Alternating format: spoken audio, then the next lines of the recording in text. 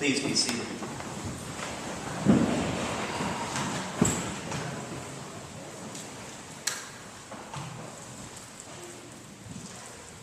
Wherever there is sports, there is statistics.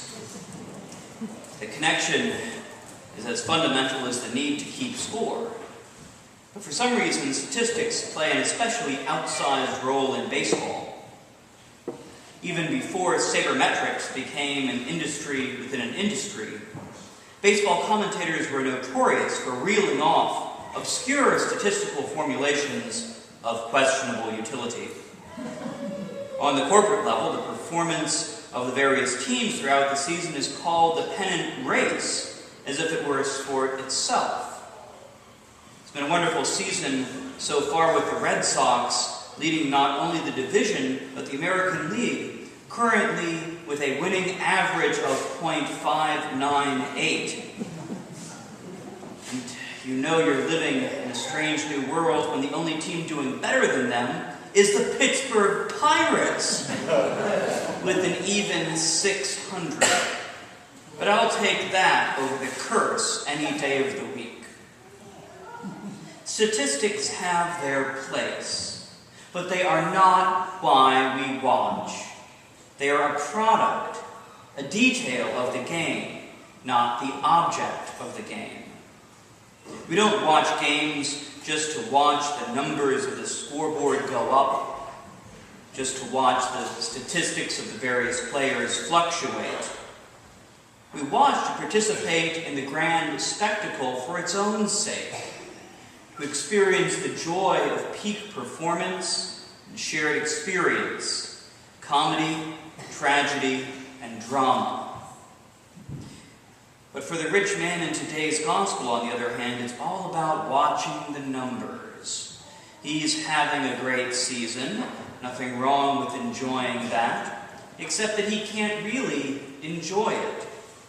He's too caught up in superficial measurements, numbers that have meaning only because of the reality of which they are a part.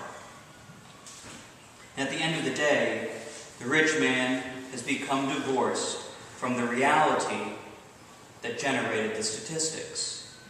He's gotten to the point where he might have asked, what good is having all this food? Take a moment to consider what a height of foolishness the rich man's situation represents.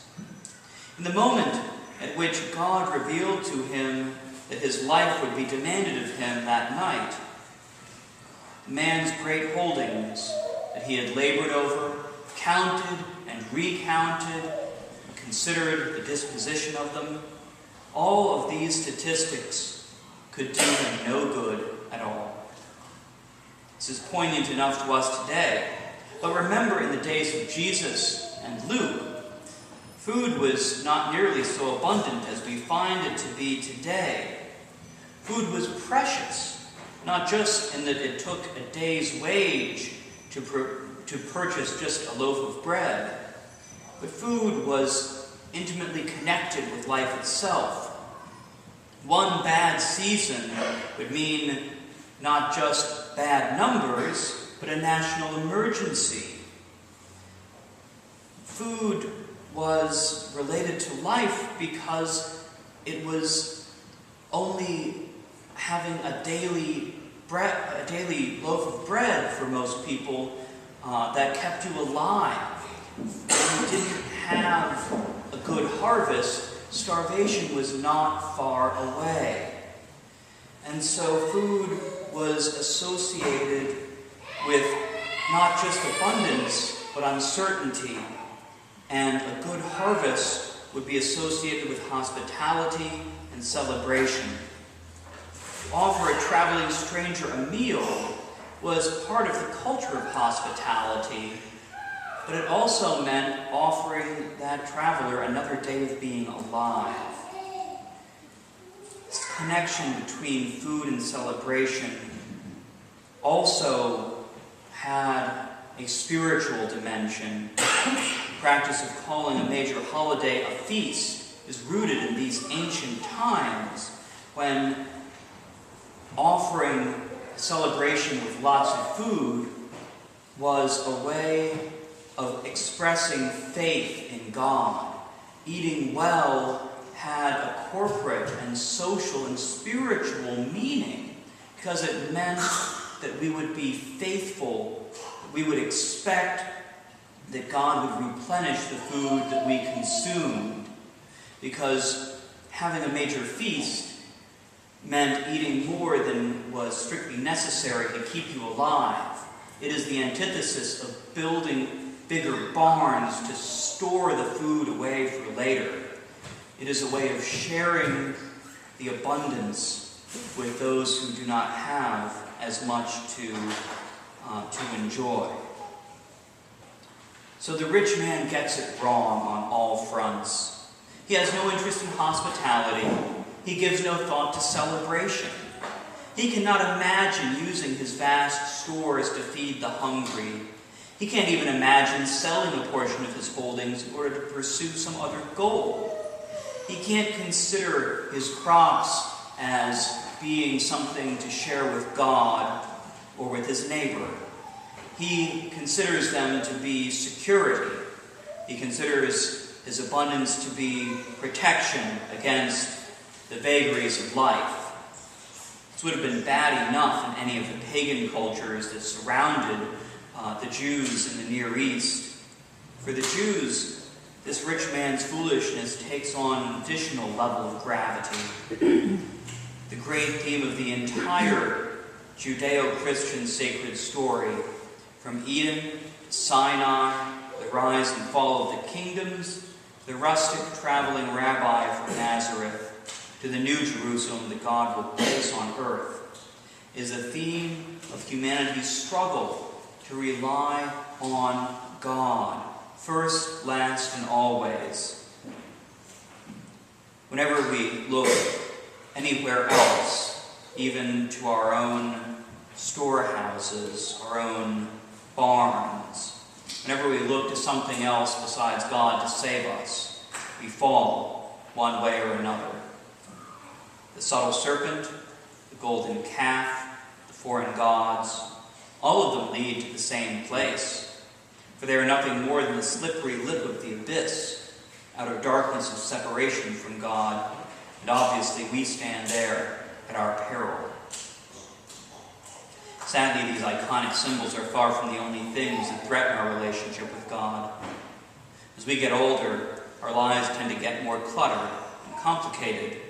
The distractions from God multiply.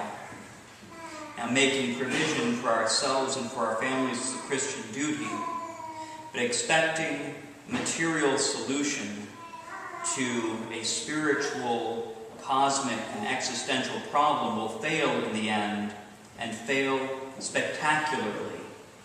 When God comes to you and says, "You fool," well, that has "long day" written all over it. But God knows this. God knows us only too well because God made us. God made us in God's image and made us more precious than anything else in creation. Time and again, God has wept as we have turned away and suffered the consequences of our hubris. And so God warns us, giving us the law and the prophets, the words of God's own Son, the most precious of the most precious.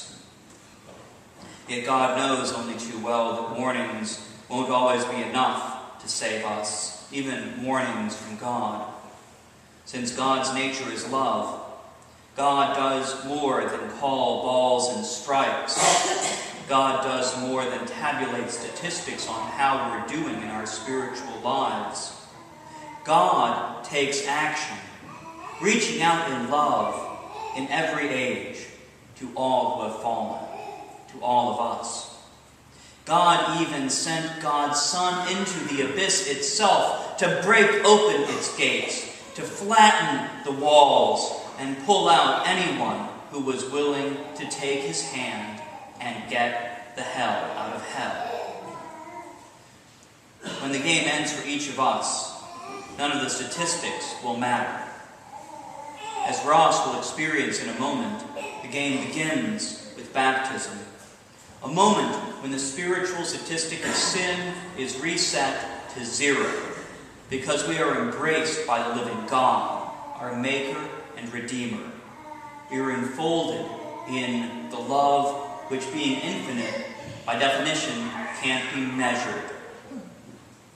Even though God numbers the hairs on our head, God initiates our spiritual relationship with God by showing us that that relationship is infinitely more precious than our statistics of success or failure. Nothing we buy or build along the way of our spiritual journey will matter when we meet Jesus, our only help, face to face at the end of our lives. Jesus will embrace us, take us by the hand, and walk us home to heaven. The things we count, the things we think we can count on in this life, don't matter. Only our relationship with God matters. The things God is interested in begin when we consider how we will use the agency God has given us. In this consideration, the choices we make are how we build up our spiritual gifts. Jesus won't ask us what the score was, but he will want to know all about what happened during the game. He'll want to know about the things the world doesn't consider important, the things that won't show up in the statistics column. What did we talk about and cheer for? What stirred us, and how did we react? Were we good neighbors to the people who were around us? Did we help our neighbors? And especially, did we help those who can't do anything for us? And how did we react to the fly balls that come our way? We won't be able to claim ignorance when Jesus asks us about the choices we made and the priorities we set.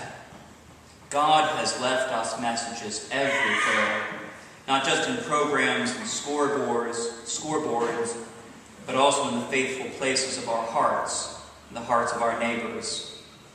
There is plenty to read, plenty that is worthwhile, but the most important message fits on a t-shirt or a bumper sticker. Love God, love your neighbor. Some of the people who get the message or are simply moved by the beauty of what they have seen walk through the doors of this beautiful church. What will they find here? Will they find a community that is rich toward God and striving to become ever richer? I think so.